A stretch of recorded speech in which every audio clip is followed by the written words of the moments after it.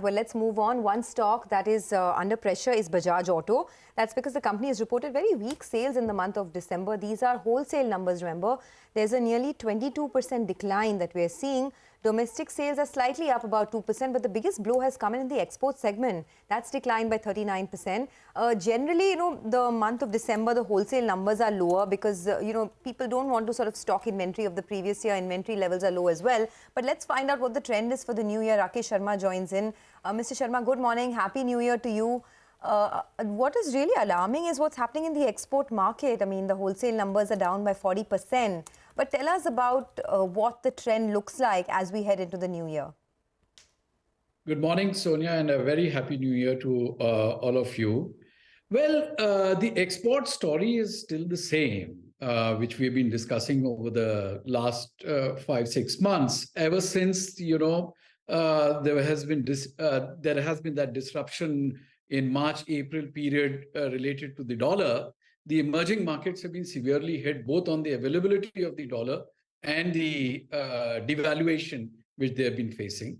And as a result of which, trade has reduced, retails have declined, and we have to manage channel stocks. So shipments were also reduced. But like I had mentioned, we seem to be bottoming out now. The free fall which we were experiencing in the April to June, July period has now sort of leveled off, though it is about 25-30% below the peak levels of last year. And I think the consumers are slowly digesting the higher retail price as the availability of dollar improves. And, key markets like, let's say, Nigeria, where there is a very important event of the elections, which is looming by end of February. As these things resolve themselves, probably in a couple of quarters, we should start to see some kind of normalcy and upward trend in exports. Okay. Good morning, Rakesh. Hope 2023 is fabulous and much better than 2022 for you and everyone at Bajaj Auto. Let me parse the numbers on the domestic front. Even over there, it's actually a little lower than last year, only 2%, but not really upbeat. And I'm comparing like to like. It's not because of December. I'm comparing December to December. Can you give us the nuances, what did well and what didn't? Well, morning, Lata. The December one-on-one is really not a good month to compare. Okay. Because even when it comes to the industry, I find that, December retail sales are generally inversely proportional to the festive sales and how close the festive has been. Because, there is so much of action during the festive. There is the inevitable advancement which takes place. So it is better to compare the quarter. Otherwise, we get sort of misled. There's a lot of noise in a December to December comparison. So from that perspective, I think the most heartening thing about about quarter three is that the industry has returned to growth, which was declining over a couple of 2-3 year period, is finally now showing almost a double-digit growth. We expect that trend to continue. What is even more heartening, and particularly from our perspective, is that the top half of the industry is growing quite rapidly, if I may say so, 25 to 30%, whereas the bottom half of the industry is actually declining. And when you put the two halves together, we are seeing about a 10% odd growth in retail terms.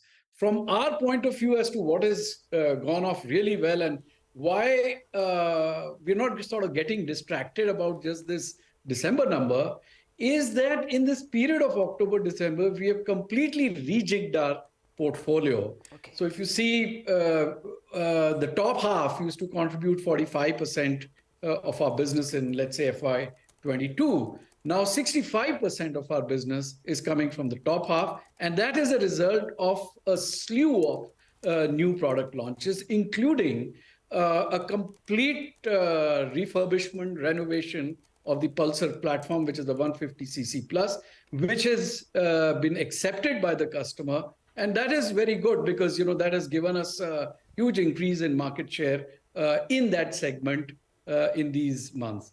We have also made a very, very significant introduction, which may not have hit the news, but it's a very significant introduction in December as a play for the bottom half, where we have introduced for the first time in the industry an ABS feature on a 110cc segment. And we were listening to the customers, and there has been a lot of discussion about, and you would have picked it up in the media, about safety and number of two-wheeler accidents, etc. So this is a move to, try and sub-segment it, appeal to those customers who are very safety conscious, introduce another dimension besides mileage and price in that segment.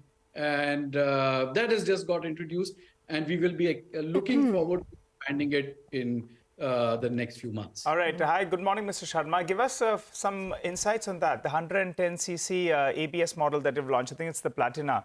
What's the initial feedback that you've got, the initial response that you've got? And also, the other point I want to focus on is select peers have gone ahead and increased prices in the last week or so, effective January 1st. Are you all pushing through a price increase? Good morning. Yeah, you are very right. The model is the Platina 110, where we have introduced the ABS feature. It is early days to give you a ground level response from the customer, but we are sort of anecdotally, we are picking up that it is hitting the spot, because safety is actually on top of everyone's mind. But that customer has to sort of get educated on what ABS can really do. A lot of the accidents are attributed to the skids and the slips, and which a feature like ABS can really mitigate. So we will be engaging with the customer and informing them. But wherever we have been able to have that kind of engagement with the customer, we've got a very good response. But I would say that we should give it about a month before we can come back to you and your viewers and tell you about how the progression of ABS is going on. Price increase? Any price increases? Price increases? Sorry, you had asked about the price increase. You see, we had taken most of our price increase in step with the commodity cost movement, and we had completed it, just before the festive. However, looking at the competitive moves and what's the sort of gap, we also have increased our prices in some segments from 1st of January. Okay, I want to talk a little more about what's happening in the EV space, because there are some new battery norms which are coming through from April. Will the Chetak be able to comply with those new standards in time? And what are the production ramp-up plans that you have for Chetak? Also, any new two-wheeler EVs that you're looking at this year? Yeah, so there is a very good engagement going on with the government on the norms as well as the testing, etc. And we will be conforming to all the requirements which are there. Particularly because, over the last 1 year or so, we have made considerable progress in localization, which means that there are a lot of elements of the Chetak, a lot of components of the Chetak, which are now within our control. So therefore, when that happens, your ability to make changes, etc., is really enhanced. So we don't have an issue from that point of view. It is, a very robust vehicle, and it will perform to all the standards. It is already performing to those standards and will continue to do so. In this quarter, we are looking at, a very different kind of a play in EV. We're working along with our strategic partner, Yulu. We are looking at, low speed and mid speed kind of vehicles, which are used largely for short distance deliveries. It's a large and growing market in the urban areas, and a Bajaj designed, Bajaj manufactured vehicle will be in play along with Yulu in the January, February, March period. So that should open up a new segment. And then, of course, as we go forward, we are having a healthy product pipeline under the Chetak brand, and we will expand the portfolio as we get into the second half of the year 23. Overall, Rakesh, will margins do better? Because what you're speaking about is a premiumization trend. Usually, higher value-add products do give better margins. How might the year end? Yeah, you're right, Lata. The entire genesis of our strategy to rapidly accelerate the top half was actually margin driven, and we felt like that's more of a blue ocean kind of a play. And it because there are different dimensions on which you can differentiate. You can upgrade the customer rather than being just price. Look at price and attack the lower half. So I think the margin story in each of the businesses, which is the domestic three-wheelers, domestic motorcycles, and the international business, the three big businesses, the margin story in each of the businesses will improve.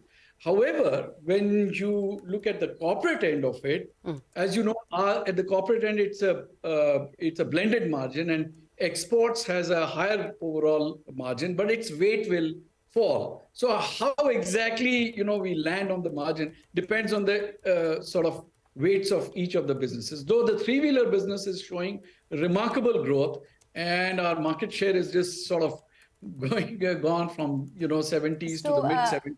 So when's the three-wheeler EV coming? Like I said, by end of this financial year. So we're trying to see if it can come in Feb, but certainly in March. All right, all the best for that. Thanks a lot for joining in, and have a great 2023. Of course, we'll keep chatting very soon and intermittently through the year. But thanks a lot for joining us today. Let's slip into a quick break. Up next, we will be connecting with Hitesh Oberoi, the CEO and MD